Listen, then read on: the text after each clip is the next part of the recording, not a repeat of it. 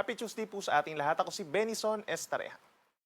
Sa ngayon po patuloy pa rin ang epekto ng dalawang weather systems sa ating bansa. Una na po dyan ay ang Intertropical Convergence Zone or ITCZ.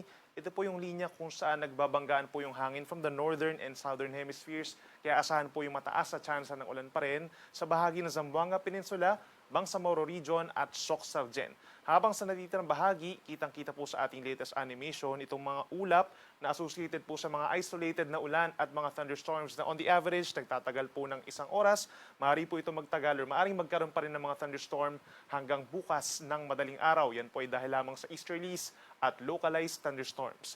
Base naman sa ating analysis, wala po tayong nakikita na bagyo na papasok ng Philippine Area of Responsibility for this week. However, isang low pressure area po ang posibleng mabuo sa labas ng PAR along this ITCZ at maaaring pumasok by this weekend or early next week.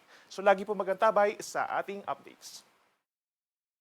Bukas po araw ng Miyerkules, that's May 20, asahan pa rin sa malaking bahagi ng Luzon ang halos katulad na weather conditions as today. Asahan yung bahagyang maulap at minsang maulap na kalangitan sa maghapon at may tsansa pa rin po ng mga makulimlim na panahon pagsapit po ng tanghali hanggang sa gabi at may tsansa rin po ng mga pulupulong pag-ulan pa rin or pagkidlat pagkulog, knowing na nasa transition period na tayo or nasa pagitan na tayo ng dry season at wet season ngayong darating po na Hunyo. Ang ating mga temperatura, air temperature for Metro Manila bukas, mula 26 to 35 degrees Celsius. Sa may Baguio City naman, 18 to 26 degrees. Mataas pa rin ang tsansa ng mga afternoon thunderstorms dito sa may Cordillera Region at ilang bahagi pa po ng Zambales, Tarlac, hanggang dito sa may Mindoro. Habang sa ipapang bahagi, kagaya dito sa may Lawag, Tagaytay, and Legazpi, hanggang 33 degrees ang pinakamataas na temperatura bukas at pinakamainit sa Luzon dito sa may Tuguegarao City pa rin, hanggang 38 degrees Celsius. Sa ating mga kababayan po dito sa Palawan, fair weather conditions din po or partly cloudy skies. Minsan maaraw naman sa umaga, pero may tsansa na rin po ng mga pag-ulan pagsapit ng hapon sa may northern and central portions ng mainland Palawan. Habang sa may Visayas, bahagyang maulap at madalas maaraw naman po umaga hanggang tanghali. Kaya nga lang, pagsapit ng tanghali, posibleng umabot pa rin sa mainit na temperatura, lalo na sa may Metro Cebu, hanggang 34 degrees Celsius. At pagsapit ng hapon hanggang gabi, minsan kumukulimlim ang panahon at sasamahan pa rin po ng mga pulupulong pag-ulan or pagkidlat, pagkulog.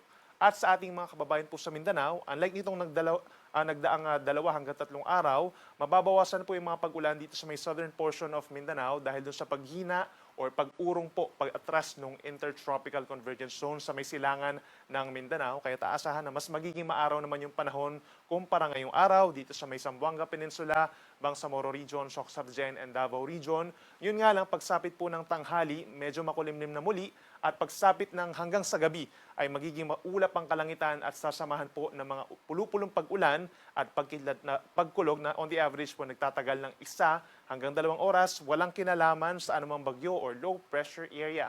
Temperatura natin sa may Zamboanga hanggang 33 degrees Celsius, habang ang air temperature sa may Davao City hanggang 34 degrees. Kaya payo pa rin po ng pag-asa dahil dumadalas na yung mga pagulan, magbaon po ng payong kung lalabas ng bahay bilang protection po sa direktang sikat ng araw sa tanghali at sa mga possible thunderstorms, pagsapit po ng hapon hanggang gabi. At para naman sa lagay ng ating karagatan for the next 3 days, wala tayong nakikitang pagtataas ng gale warning or sea travel suspensions. Sa may extreme northern Luzon, katamtaman ng taas ng mga pag-alon, 1 to 2 meters po yan.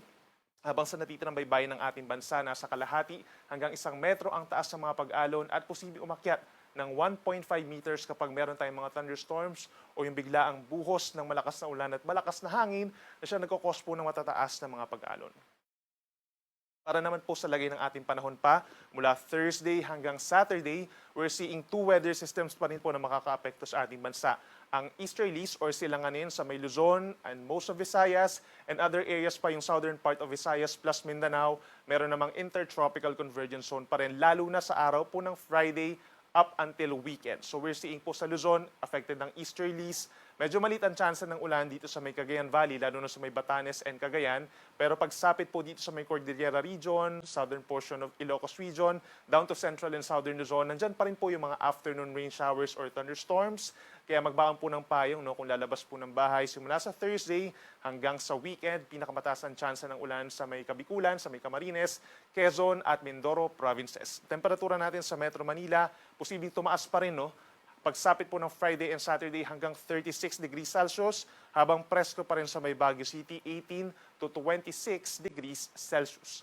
Sa ating mga kababayan po sa Visayas, aasahan din yung epekto ng easterlies. Pagsapit po ng Thursday and Friday, medyo mainit po, no? Umaga hanggang tanghali, pero pagsapit ng hapon, medyo kumukulimlim at sasamahan din ng mga pulupulong pag-ulan lamang. Pero pagsapit po ng Sabado, mas maraming lugar po sa Visayas ang magkakaroon ng mga pag-ulan, kabilang ng eastern portion, itong Tacloban City, and some areas pa dito sa may Central Visayas and Negros Island region, as well as Iloilo and Guimaras. Mataas din po ang tsansa ng mga pag-ulan umaga pa lamang dahil sa ITCZ. So magbaon ng payong kung lalabas po ng bahay. Sa mga susunod na araw, for Metro Cebu, posibleng umakyat pa sa 34 degrees ang air temperature, habang sa may Tacloban, 26 to 32 degrees Celsius. At sa ating mga kababayan po dito sa Mindanao, mababawasan yung mga pag-ulan po pagsapit po ng Thursday and Friday, yung epekto ng intertropical convergence zone, medyo humihina po. No? Pero pagsapit ng Friday ng hapon, tumataas na yung tsansa ng ulan dito sa may Papling Caraga region and Davao region at maaaring magpatuloy po yan sa Sabado at sa Linggo dahil sa paglapit ng potensyal po na low pressure area na nakapaloob dun sa ating ITCZ, maaaring makaapekto po ito at magdala ng mga minsan malalakas po ng mga pag-ulan at maaari ito magdulot ng mga pagbaha at pagguho ng lupa. So lagi magantabi sa ating mga updates.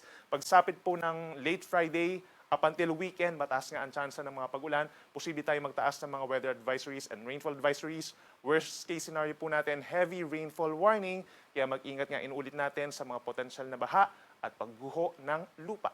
Ang ating sunset, 6:18 ng gabi mamaya at ang sunrise bukas, 5:27 ng umaga. Yan muna ang latest mula dito sa Weather